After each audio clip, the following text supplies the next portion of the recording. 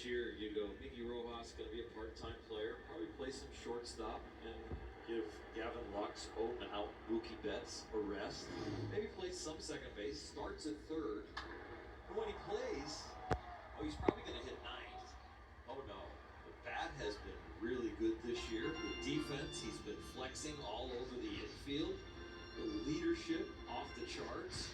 The helping with instruction of bringing Mookie Betts along as a shortstop. Participating in that every single day. Really participating in